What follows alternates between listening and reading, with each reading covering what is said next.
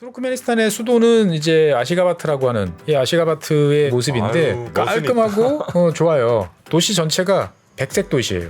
그러니까 건물이 흰 페인트만 칠해요? 예, 그래서 이제 수도뿐만 아니고 이 투르크메니스탄 전역의 건물은 기본적으로 모든 건물은 외관이 흰색으로 돼야 돼. 백색으로 깨끗한. 뭐 태양빛이 세서 그런가? 아니요, 그냥 난 그 색이 좋아.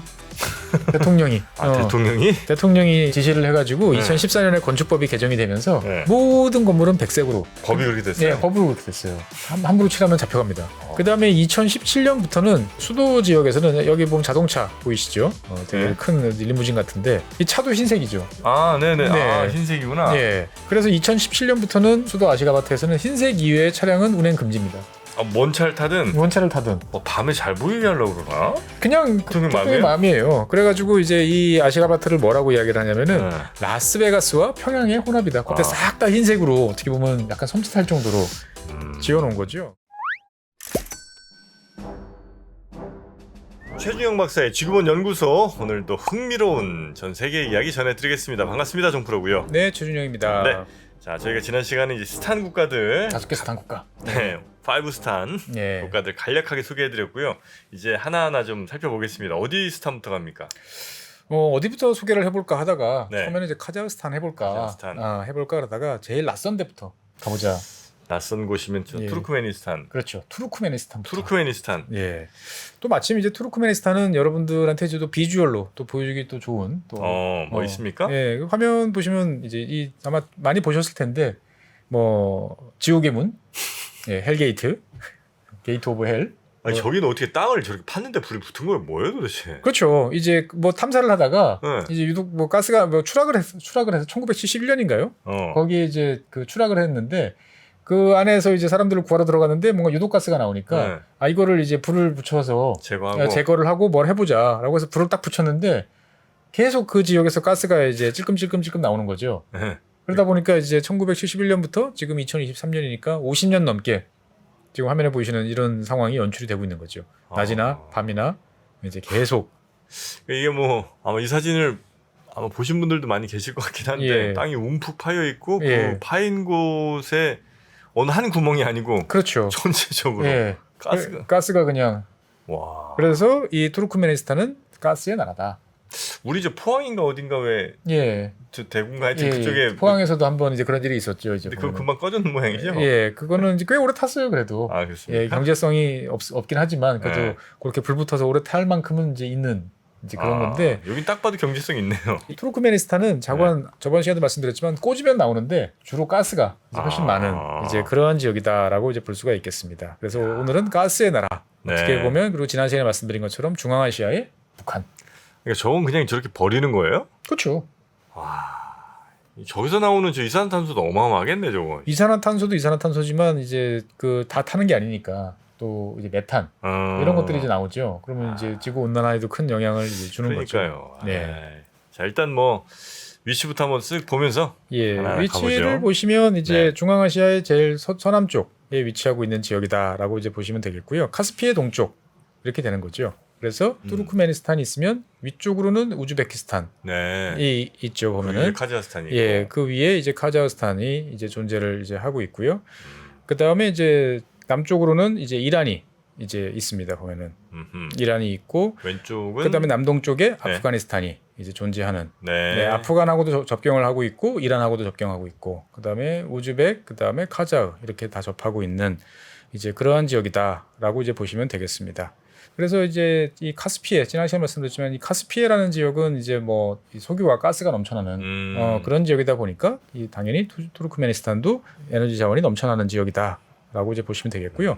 땅덩어리가 얼마나 될 거냐라고 궁금해하실 텐데 네. 면적은 49만이 조금 안 돼요. 49만요? 49만 제곱킬로미터 조금 안 돼요. 5배 정도네요. 그렇죠. 대한민국의 5배 정도다라고 보시면 되겠고 인구는 뭐 한 650만 정도 되니까 우리보다 5배 넓은 땅인데 인구는 약 한 10분의 1, 뭐 한 8분의 1 정도 되니까 상당히 이제 사람들이 듬성듬성 살겠다라고 이제 보시면 되겠고요. 네. 그래서 여기는 이제 당연히 투르크메니스탄이니까 투르크인들이 제일 많죠. 투르크맨이라고 분류되는 이제 이 지역의 대표적인 민족이 이제 한 80% 가까이 되고 그 다음에 이제 옆 나라인 북쪽에 있는 이제 우즈베크 네. 사람들이 한 10% 정도 되고요. 그다음에 옛날 이제 구소련 시절에 넘어와서 살던 이제 러시아, 그다음에 이제 카자흐 이런 사람들도 이제 한 2~3%씩 이렇게 네. 이제 분포를 이루고 있다 들으시면 되겠고요.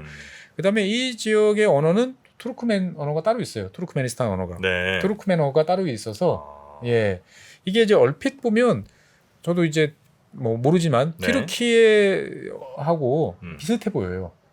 말이. 그러니까 이제 글자로 써놓으면은 예 그러니까 이제 라틴 문자를 쓰거든요. 네. 원래 이제 옛날 구소련 시절에는 이제 끼릴 문자로 표시를 하다가 독립 이후에는 이제 라틴 문자로 넘어와가지고 네. 가는데 우리가 튀르키예어를 이렇게 보고 있으면 뭔가 알 것 같은데 전혀 이상한 막 이런 느낌이 드는데 여기도 느낌이 비슷해요. 그런데 이 투르크메니스탄의 언어는 이제 얼핏 보면 튀르키예랑 되게 비슷해 보이지만 실제로는 다른 점이 꽤 많아가지고 이제 배우기가 좀 쉽지 네. 않다. 뭐 이런 이야기도 하고요. 그다음에 여기는 당연히 이슬람 국가니까 이제 이슬람이 한 90% 정도 됩니다. 그래서 여기는 이제 수니파가 다수인 지역이라고 네. 보면 되고요. 나머지는 이제 러시아 정교 사람들이 이제 한 9% 정도 됩니다. 그래서 이 투르크메니스탄 같은 경우는 이제 대륙성 네. 사막 기후라고 이제 보시면 되겠어요. 그래서 이 지역이 이제 사막이 많냐? 많습니다. 이게 여기예요? 네. 그래서 투르크메니스탄의 와. 전체 면적의 한 70% 정도 여기 지도 왼쪽에 보시면 여기 노랗게 표시되어 있는 이 대부분의 네. 광활한 지역들이 다 이제 사막이다. 아이고야. 라고 보시면 되겠어요. 근데 진짜 전통 사막 느낌이네요. 그렇습니다. 네. 그래서 이 지역 같은 경우는 연평균 기온으로 보면 한 14도에서 15도 되게 선선해 보이는데 네네. 이제 여름에는 35도까지 올라가고 겨울에가 이제 그래도 생각보다는 덜 추운 그나마 이제 영하 한 4, 5도 정도 지역이다라고 이제 보시면 되겠고 그래서 동쪽으로 가면 이제 높은 산들이 좀 있습니다. 동쪽으로 가면 이제 아무래도 좀 높은 지역들이 여기 이제 이쪽에 이제 보이는데 여기에 이제 보면은 아이리바바 산이라고 하는 한 3,000m 정도 되는 산이 네. 제일 고산 지역이 이제 이 지역에 있습니다. 3,000m. 꽤 높네요. 네, 꽤 높습니다. 근데 이제 투르크메니스탄의 가장 대표하는 지형은 이 사막이다. 그래서 그 사막은 이제 카라쿰 사막이라고 여기 표시되어 있죠. 그러니까 대부분 지역이 카라쿰 사막으로 되어 있는데 재밌는 점은 이 카라쿰 운하도 있어요. 이 건조한 지대를 뚫고 이제 운하도 있죠. 보면은 그게 이제 카스피해와 이어져 있는. 그렇죠. 카스피해와 이어졌다기보다는 네. 이제 다른 쪽으로 흘러가던 물을 이제 이쪽으로 돌렸다라고 이제 보시면은 이제 되겠습니다. 네네네. 그래서 이 카라쿰 사막 지금 화면에서 보시는 이 사막 같은 경우는 이게 이제 저희 눈에는 그냥 노란색 사막으로 보이는데 이 아마 어떤 지역에서 보면 또 되게 검은 사막이 많은 것 같아요. 저 뒤쪽에서 보면은 있는 것처럼 그래서 검은 모래 무슨 검은 사막이라고 게임이 예, 있는데. 그렇죠. 검은 모래라서 카라쿰이라는 뜻이 이제 검은 모래라는 뜻입니다. 그래요? 그래서 검은 모래로 만들어진 이제 사막이다라고 하고 이 카라쿰 사막 면적만 35만 제곱킬로미터예요. 그냥 대한민국 면적의 3.5배가 사막이다. 그러면 나머지 이제 아까 50만 좀 안 된다고 그랬으니까 한 14만 정도가 이제 나머지 사람들이 이제 사는 지역이다라고 이제 보시면 되겠고요. 이렇게 보면은 지금 지도에서 보시면 남쪽에 물길이 이렇게 쭉 이어지고 있죠. 이게 자연 하천이라기보다는 이제 그 운하예요. 이제 운하인데 이제 예전에 스탈린이 이제 지시를 한 거죠. 아무다리아라는 강이 이제 이 북쪽으로 흘러가고 있었는데 아무다리. 예, 이렇게 이제 위로 이제 흘러가야 되는 이제 강인데 네. 이 강을 이제 서쪽으로 돌려라라고 이야기를 한 거죠. 그래가지고 이렇게 운하를 파기 시작을 했던 거죠. 그래서 1954년부터 이제 건설을 시작을 해가지고 이제 뭐 부분 이제 완성이 됐다가 최종적으로 완공된 거는 이제 1988년까지 이제 사업을 했다고 그래요. 그래서 전체 총 연장은 이제 한 1,400km 조금 안 되는 네. 상당히 긴 운하인데 이 사막 한복판에 건조한 지역에 이렇게 운하가 쫙 들어서니까 여기 배도 다니죠 이렇게. 네네네. 상당히 이제 큰 운하입니다. 보통 여러분들 잘 아시는 것처럼 이제 건조 지역에 이제 관계 물을 공급하기 시작하면 농사가 잘 됩니다. 네. 예. 그래서 이제 이 투르크메니스탄 같은 경우는 이제 예전에 스탈린 그리고 그 이후 소련 시절에는 이제 면화를 많이 생산을 했어요. 그래서 2011년 기준으로 보면은 세계 9위. 면화 생산 기준. 예, 면화 생산량으로 봤을 때 보면은 그러니까 구소련의 입장에서 봤을 때는 이 투르크메니스탄 지금 현재 투르크메니스탄 지역은 에너지보다는 오히려 면화 동작물 쪽이. 예, 이 중앙아시아 지역 같은 경우 주로 면화 생산지로 옛날 그래요? 러시아 제정 러시아 때부터 이 지역을 점령해 왔거든요. 지금도 많이 생산해요. 지금도 이제 꽤 많이 생산하는 편이죠 보면은. 그러니까 이제 소련 입장에서 봤을 때는 왜 여기서 소련 뭐 석유나 이런 거 개발 안 했어? 옆에 아제르바이잔 그냥 옛날서부터 100년 역사를 자랑하는 곳이 있는데 굳이 여기다 추가로 개발할 필요가 없었던 거죠 보면은. 그래서 운하를 통해 가지고 투르크메니스탄의 수도인 이제 아시가바트 같은 경우는 네. 이 건조 지역에 있음에도 불구하고 물을 풍성하게 쓸 수 있는 그런 장점이 있는데 문제는 이제 이 물이 원래 북쪽으로 이제 흘러야 되는 강을 서쪽으로 이렇게 돌린 거죠. 네. 그러다 보니까 이제 북쪽 지역에 원래 어디로 흘러가려면 이제 아랄해라는 이제 큰 바다가 있었습니다. 아랄해. 예, 아랄해가 있었는데 이 아랄해가 지금 화면에서 보시는 것처럼 이렇게 시간이 갈수록 점점 사막화되는 어떻게 보면은 구소련 시절에 이제 만들었던 환경적 재앙 중에서 제일 대표적인 이게 이제 아랄해의 건조화. 이 북쪽으로 지금 원래 이렇게 흘러가야 됐던 거죠. 우즈벡을 거쳐서 예, 이 카자흐하고 이제 이쪽에 이제 흘러갔어야 되는데 이 물을 다 뽑아가지고 서쪽으로 돌린 거죠. 서쪽으로 돌리니까 아랄해로 들어갔던 물이 차단되니까 여기는 이제 점점 건조해져가지고 실제로 저거 남은 거예요? 예, 요거 남은 거입니다 지금 요만큼. 아유. 그래서 최근 들어서 이제 아랄해를 살려보자고 네. 여러 노력들을 많이 하지만 쉽지 않고 그다음에 이 지역 바닥에 이제 퇴적돼 있는 소금이나 이런 것들이 주변 지역으로 이제 막 날아다니면서 또 염해를 일으키면서 이 주변 지역이 이제 아주 단기간에 이제 황폐화되는 원동력이 되기도 했었습니다. 그리고 어떻게 보면은 이제 투르크메니스탄은 이제 이 운하 덕택에 네. 좋지만 다른 쪽은 이제 피해를 많이 봤다라고 볼 수 있겠고요. 그다음에 이제 이 투르크메니스탄 같은 경우는 이제 세계에서 가장 어려운 국기, 그리기 어려운 국기. 국기 그리기 대회 같은 거 하면 애들 죽어나가는. 보통 우리가 국기 대회 그리기 대회에서 어렵다라고 하면 사우디아라비아 보통 이야기를 많이 하죠. 글씨로 말 아랍어로 이렇게 막 써놨으니까 그걸 어떻게 그려? 막 그러는데 지금 화면에 보이시는 게 투르크메니스탄 국기입니다. 하하. 초생딸이랑 별 5개는 뭐 그냥 예, 치고. 그거는 뭐 어떻게 보면은 이제 스탄 국가들 특징이니까 뭐 저거야 뭐 괜찮겠어. 그런데 맨쪽 거 그릴 자신 있으신가요? 일단 문양도 좀 헷갈릴 것 같긴 한데 컬러가 뭐 아주 화려하네요. 컬러가 화려하죠. 그래서 이제 이 지역 같은 경우는 이제 또 카펫 같은 양탄자 이런 전통적 문양 이런 것들이 또 되게 자부심이 있기 때문에 그 자부심은 좋은데 이걸 또 국기에 저렇게 그려놓으면 도대체 어쩌라는 소리냐라는 이야기가 이제 나오는 거죠. 그러다 보니까 이제 뭐 대충 손으로 그리라고 그러면 저렇게 안 그리고 대충 이제 이렇게 그냥 막 뭉개가지고 이제 빨간색 바탕에다 대충 그리긴 하는데 언제 저거 그리고 있어. 그렇죠. 그러니까 이제 상당히 이제 어려운 국기를 가진 나라고, 그 다음에 이제 국장이라고 그러죠. 나라의 이제 휘장 같은 경우를 보면 말이 가운데 떡하니 이제 자리 잡고 있습니다. 말? 예, 말. 예, 밀과 이제 가운데 말이 있죠. 이 말이 아할데케라는 품종입니다. 아할데케라는 거에서 오른쪽에 있는 이 말이 아할데케인데 이게 CG 같아 보이시죠? 리얼 픽처예요? 예, 실제로 정말 멋있어요. 말이 참 이쁘다. 를 넘어서서 야 아름답다라는 말 느낌이 들 정도로 그 빛으로 저렇게 빛납니까? 네. 그래서 이제 한자로 옛날 우리가 뭐 삼국시대 이럴 때 보면은 천리마 뭐 아주 이제 좋은 말이라고 그러면은 이 지역에 있는 이 아할데케였을 거다라고 보통 이야기를 합니다. 덩치도 크고 그 다음에 일단은 지구력이 되게 좋아요. 장거리를 아주 빠른 속도로 잘 달려가는 말들이기 때문에 한자로 보면 이제 한열마 뭐 그래서 피 같은 땀을 흘린다라고 해서 옛날에 아주 고대 중국에서는 그 전통적으로 이 동아시아 지역에 있던 말들은 우리 제주도에 있는 조랑말처럼 체구가 작고 낮은 키가 작은 말들을 주로 탔는데 그런 말들 탄 기병 앞에서 지금 이런 말을 탄 장수들이 막 이만한 그 언어돌로 휘두른다 생각해 보십시오. 정말 무섭겠죠 이제 보면은.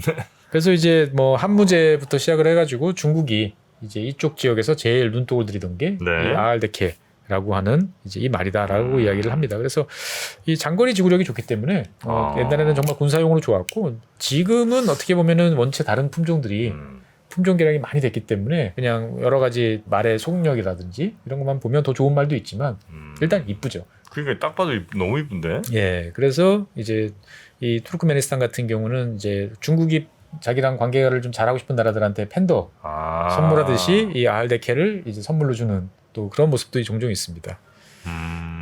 그래서 이 투르크메니스탄 같은 경우는 아시아의 이제 스탄 국가 중에서 제일 서쪽에 있는 이제 그러한 국가들인데 재밌게도 이 투르크메니스탄은 스위스처럼 영세 중립국이에요. 아 그래요? 예. 그래서 나 그냥 영세 중립국이요라고 선언하고 끝난 게 아니고 이 유엔에서 185개국의 승인을 받아가지고 그 영세 중립국이 됐어요. 자기는 영세 중립국이다 이렇게 얘기하면 될 수는 있는 거예요. 그러니까 이제 그 절차들이 요즘에서는 이제 유엔에다가 나는 영세 중립국으로 인정을 해달라라고 이제 이야기를 이제 하는 거죠. 근데 이제 보통 자기 머리 자기 깎는 게 아니고 이제 나 영세 중립국 하고 싶으니까 나 좀 도와주세요라고 그러면 다른 나라들이 이제 이야기를 합니다. 네. 그러면 이제 유엔에서 그러면 너 영세 중립국이 되려면 특정 국가랑 무슨 군사 동맹 이런 거 하면 안 되잖아요. 이런 것들을 잘 할 거냐, 지켜라. 잘 하겠다라고 하면은 이제 영세 중립국으로 되는 건데 당시에 이제 1995년 그러니까 독립한 지 얼마 안 됐죠. 독립한 지 얼마 안 돼서 18개 나라의 요청으로 이제 투르크메니스탄은 일단은 영세 중립국으로 이제 신청을 했고요. 네. 그 다음에 이제 185개국이 이제 당시에 만장일치로 가결을 해줘서 현재 이제 영세 중립국입니다. 그러니까 어떻게 보면은 이제 투르크메니스탄은 구소련에서 독립한 다음에 뭔가 복잡한 이 상황에 휘말리기 싫었던 거죠. 그러니까 우린 중립국 일단 선언을 하고 우리는 그냥 누구랑도 다 잘 지낼 수 있는 나라야. 대신 우린 누구하고도 안 친할 거야. 이제 이런 걸 선언했다라고 보시면 되겠습니다. 이 투르크메니스탄의 수도는 이제 아시가바트라고 하는 이제 러시아어로 읽으면 아쉬히바드라고 그러는데 예, 보통 이제 아시가바트라고 네. 이야기를 하시면 됩니다. 이 아시가바트의 이제 모습인데 아유, 깔끔하고 좋아요. 네. 그런데 이제 지금 뭐 사진 두 장으로는 정확히 잘 표시가 안 되지만 도시 전체가 백색 도시예요. 그러니까 건물이 흰 페인트만 칠해요? 예, 그래서 이제 수도뿐만 아니고 이 투르크메니스탄 전역의 건물은 기본적으로 이제 모든 건물은 외관이 흰색으로 돼야 돼. 백색으로 깨끗한. 뭐 태양빛이 세서 그런가? 아니요, 그냥 난 그 색이 좋아. 대통령이. 대통령이 이제 그 지시를 해가지고 2014년에 건축법이 개정이 되면서 모든 건물은 백색으로. 예. 법이 그렇게 됐어요? 예, 법으로 그렇게 됐어요. 함부로 칠하면 잡혀갑니다. 그 다음에 2017년부터는 이제 수도 지역에서는 여기 보면 자동차 보이시죠? 되게 큰 리무진 같은데 이 차도 흰색이죠. 네네. 네. 흰색이구나. 예. 그래서 2017년부터는 수도 아시가바트에서는 흰색 이외의 차량은 운행 금지입니다. 뭔 차를 타든? 뭔 차를 타든 다 흰색이어야 돼요. 수도를 움직이는 차량은 다 흰색이어야 돼요. 흰색 건물에 흰색 차량. 뭐 밤에 잘 보이게 하려고 그러나? 그냥 그 대통령 마음이에요. 그래가지고 이제 이 아시가바트를 뭐라고 이야기를 하냐면은 라스베가스와 평양의 혼합이다. 건물 모양은 되게 이렇게 막 황금돔 있고 어떻게 보면 되게 그럴싸 거창하게 막 짓잖아요. 근데 싹 다 흰색으로 어떻게 보면 약간 섬찟할 정도로 지어놓은 거죠. 그래서 백색 이걸 또 페인트 칠한 게 아니고요. 다 대리석을 갖다 붙인 거예요. 예. 그래서 이 아시아바트 같은 경우는 이제 세계에서 백색 대리석 건물이 가장 많은 건물, 그러니까 도시, 기네스북에 이제 올라 있다라고 이야기할 정도로 그런 지역이다라고 보시면 되겠어요. 흰색 성애자도 아니고 그렇게 흰색으로 해. 근데 이 투르크메니스탄은 독재가 아주 강한 그런 나라라고 이제 중앙아시아의 독하에 다른 얘기도 해주셨잖아요. 예. 투르크메니스탄 같은 경우는 구소련에서 독립했으니까 1991년 뭐 이때쯤 독립한 나라잖아요. 그러면 지금까지 한 30년 이제 있었잖아요. 30년 사이에 대통령이 몇 명 있었을까요? 90년 이후로 네. 한 6, 7명? 그럴 것 같죠. 그것도 훨씬 적겠고 3명. 3명. 그보다 더 적어요. 2명. 30년 동안? 예. 첫 번째 이제 초대 대통령이 이제 그 우리가 보통 옛날에 잘 알려졌던 이제 니아조프라는 이름의 대통령입니다. 그 독재. 예, 독재.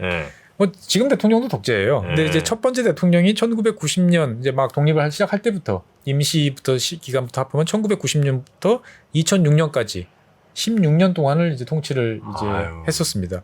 그리고 2006년에 새로 취임한 대통령이 현재까지 취임하고 있으니까 17년째죠.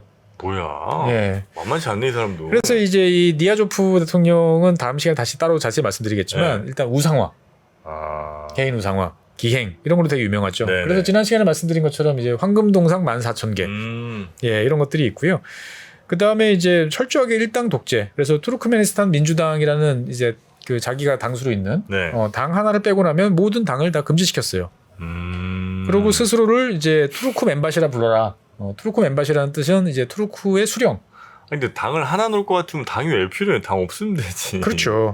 장관 수령이라고 이제 수를 불러라 이렇게 이야기를 하고요.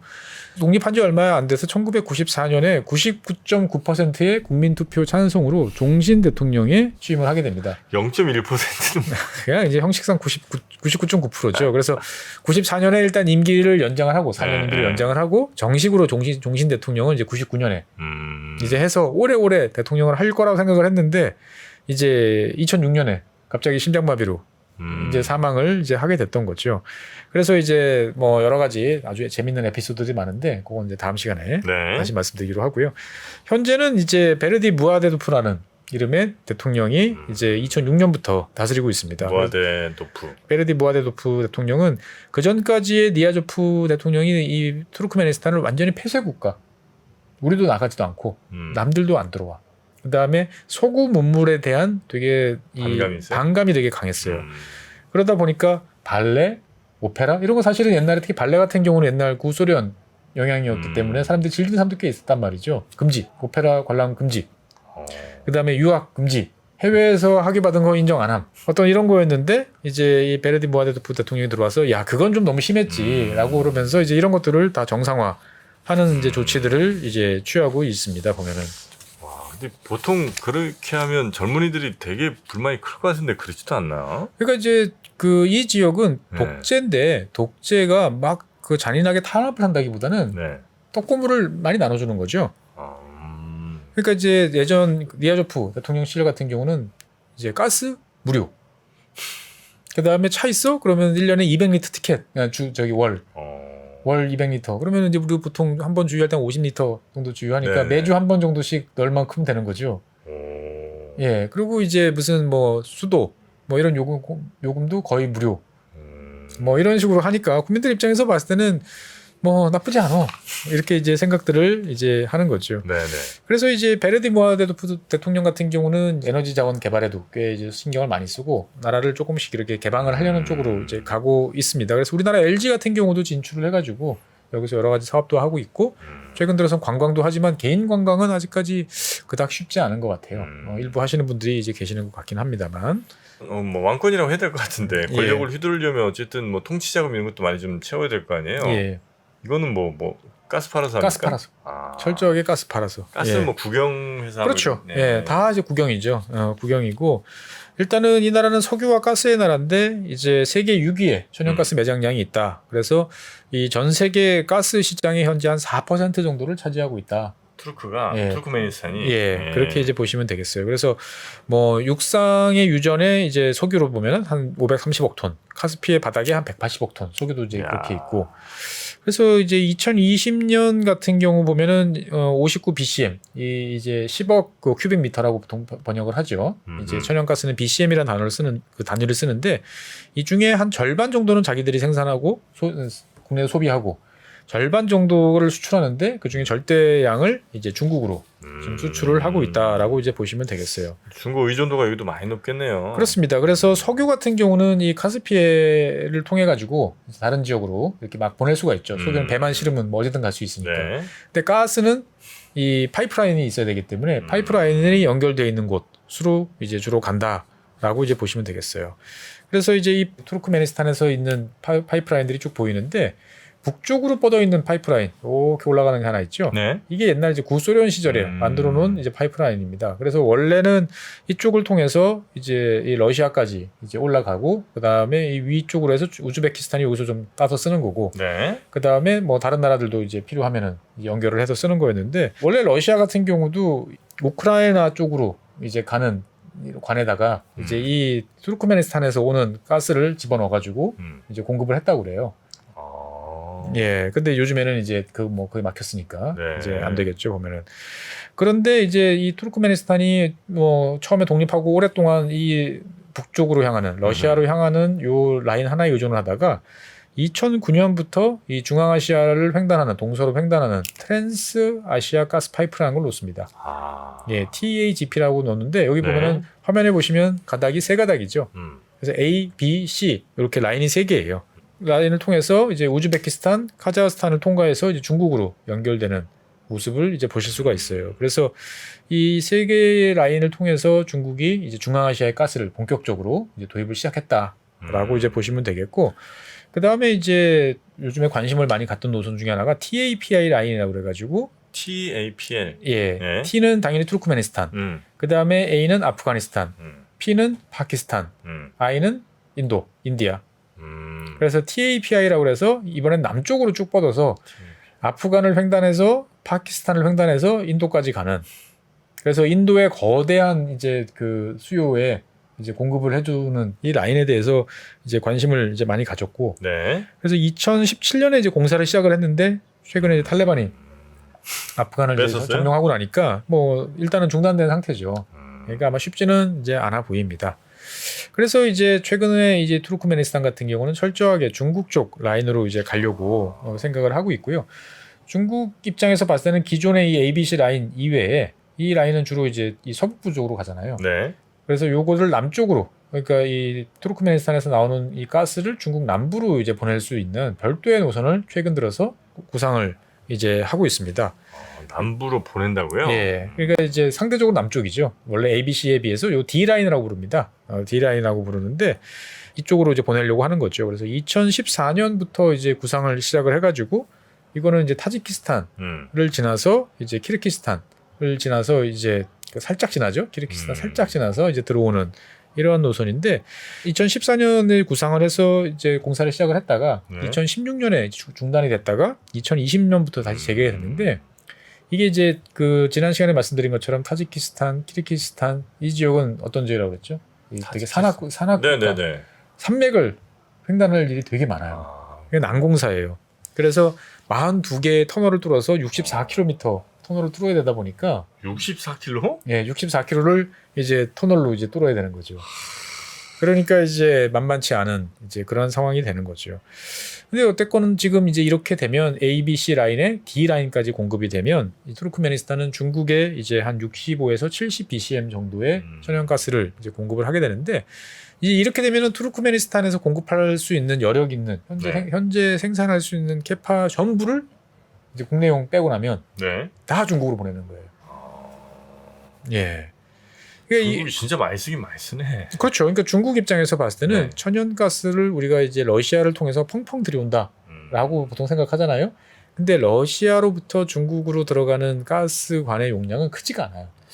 아, 그래요? 오히려 러시아보다 중앙아시아에서 들어오는 게 지금 훨씬 크고 그 중앙아시아 들어오는 가스의 절대량은 이 투르크메니스탄에서부터 온다.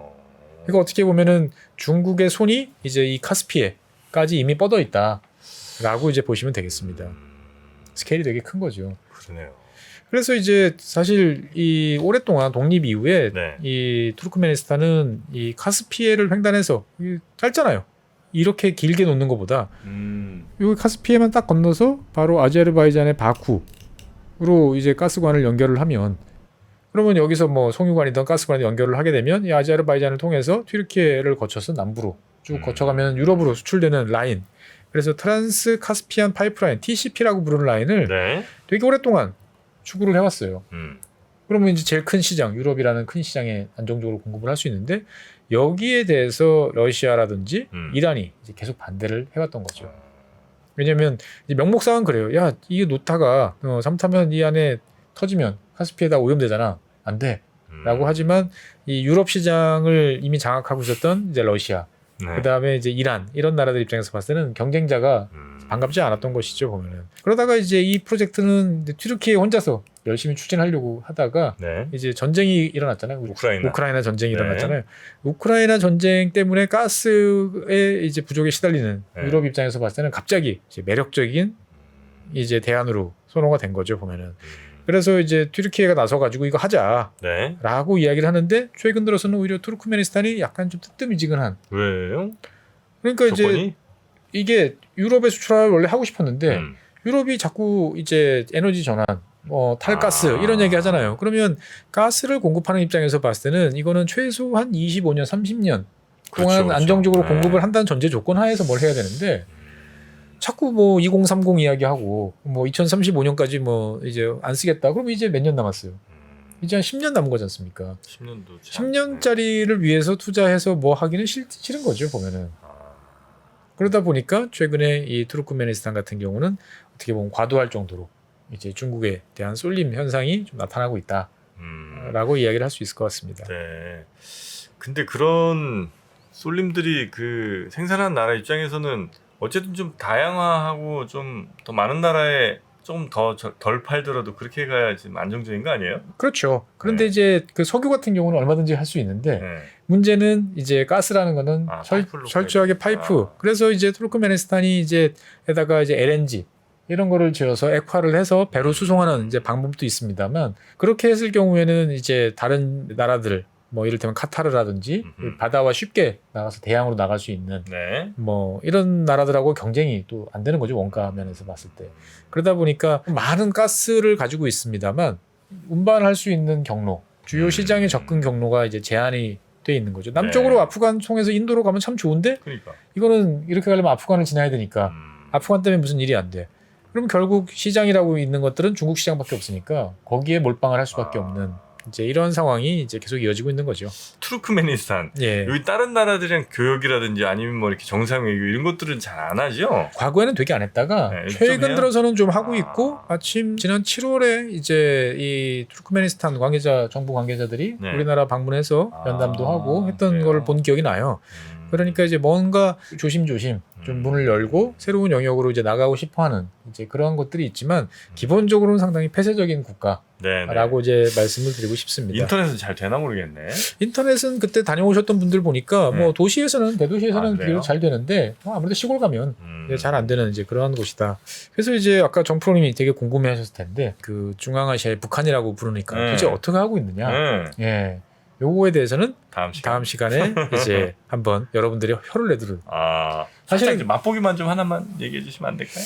맛보기. 아까 뭐 동상도 있었지만 무슨 이제 성경 꾸란과 같이 자기의 이제 자서전을 이제 경전처럼 만들었어요. 찬송가 비슷한 것도 있죠 여기. 뭐 그런 것도 있는데 이 경전이에요. 경전인데 제가 이 투르크메니스탄에 대해서 처음 관심을 가진 게 뭐냐면 제가 옛날에 국회에서 일을 할 때 도서관에 무슨 자료를 찾다가 이렇게 쭉 보는데 뭐 이상한 제목의 이 책이 2권이 딱 꽂혀 있는 거예요. 되게 두꺼운 책인데 저게 뭐지? 라고 그래서 그냥 꺼내서 이렇게 훑어보는데 이건 무슨 사이비 종교 같은데 이거 우리나라에서 나온 것 같지는 않고 보니까 투르크메니스탄에서 발간된 책이에요. 야 이거 왜 한글로 됐지? 한글로 번역이 돼 있는 거예요. 그래서 건당 한 4만 원? 근데 그런 이제 대통령 자서전을 이제 암송 대회, 운전면허 시험 볼 때도 그거 암송할 수 있는. 예, 우리가 이제 뭐 예전에 모택동이나 김일성 어록 외우듯이 똑같이 하는 이제 그런 지역인데 그거보다 훨씬 더 재밌는 이야기들이 또 많으니까 알겠습니다. 다음 시간에 계속 이어서 하도록 하겠습니다. 자, 다음 시간에 그러면 투르크메니스탄의 상상 초월 독재 정치에 대해서 우리 박사님께 또 재밌게 얘기 들어보도록 하겠습니다. 자, 오늘 함께해 주신 법무법인 율촌의 최준영 박사님 고맙습니다. 네, 감사합니다. 복잡하고 어렵게 느껴지는 재무제표와 용어들, 친절한 투자 멘토 사경인 마스터가 매주 새로운 콘텐츠로 알기 쉽게 설명해드립니다. 재무제표 분석과 포트폴리오 구성, 뭐 양대 재무제표라고 그러면 대차대조표랑 손익계산서가 있거든요. 매수 매도 방법, 이때 사는 게 좋겠네, 이렇게 사면 좋겠다. 근데 이렇게 살려면 뭘 해야 되냐면요, 나머지 3분의 1은 놔둬봅니다. 어디까지 가는지. 실전 투자 팁까지 알려드립니다. 오직 3프로 멤버십에서만 만나실 수 있습니다.